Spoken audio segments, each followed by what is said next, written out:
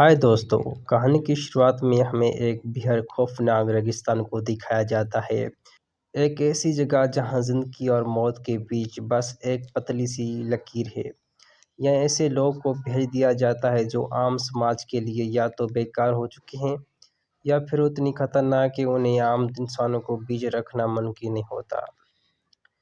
इस रेगिस्तान के एक तरफ है कंफर्ट जोन, जहाँ खाने पीने रहने और पहनने की हर सुविधा मौजूद है, लेकिन उस चमक दमक के पीछे छुपे हैं ऐसे राज जो किसी जहन्नम से कम नहीं होते।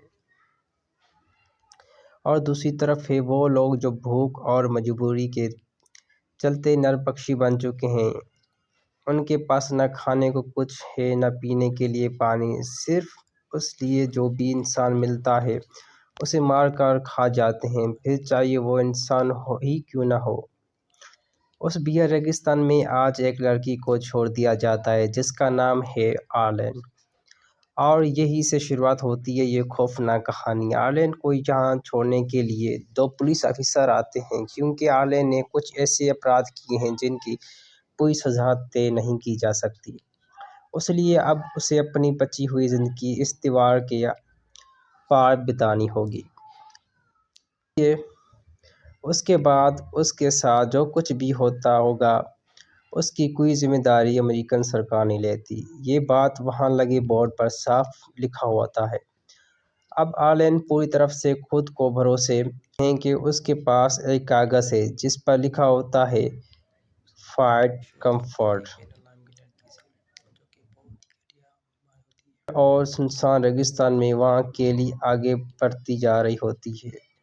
दूर दूर तक कोई दिखाई नहीं देता, लेकिन फिर भी वो उसे उम्मीद पे होती है कि कुछ देर बाद उसे सामने एक क्रैश हुई कार दिखाई देती है। वो उसके अंदर थोड़ी देर आराम करने का फैसला कर लेती है। कब उसे की आँख लग जाती है उसे खुद को भी पता नहीं चलता। अचानक किसी की आँख की आवाज़ से अचानक किसी के आने की आवाज़ से उसकी नींद खुल जाती है और वो देखती है कि कुछ अनजान लोग हाथ में हथियार लेकर उसके तरफ बढ़ रहे हैं।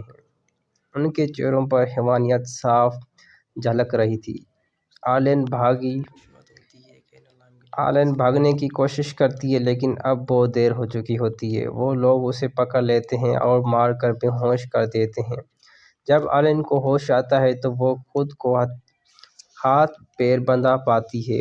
आसपास देखने पर पता चलता है कि उसे एक क्रैश हुए प्लेन के अंदर कैद कर रखा हुआ है। तभी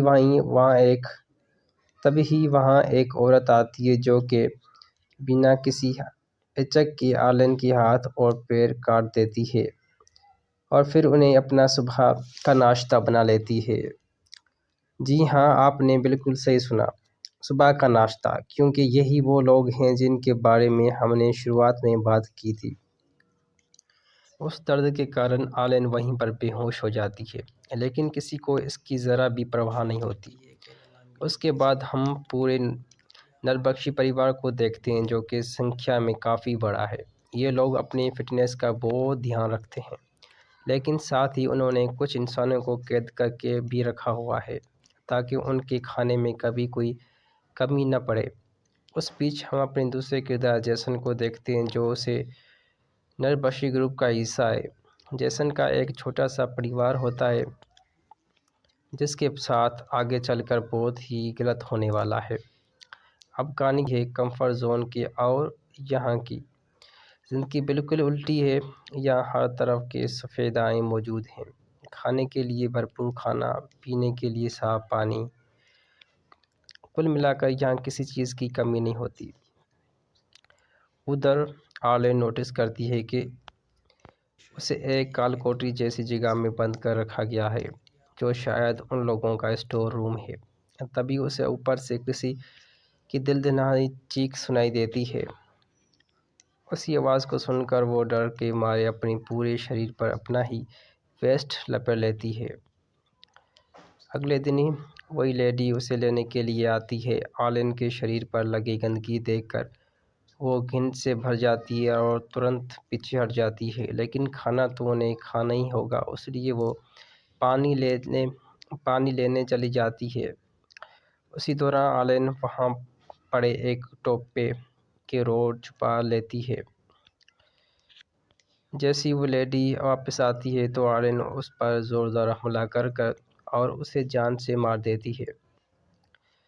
اسے ایسا کرتے ہوئے پاس ہی بند ایک قیدی نے دیکھ لیا ہوتا ہے، لیکن وہ کچھ نہیں بولتا، کیونکہ ان لوگوں نے اس کی زبان اسے صبح ناشتے میں کھا لی تھی۔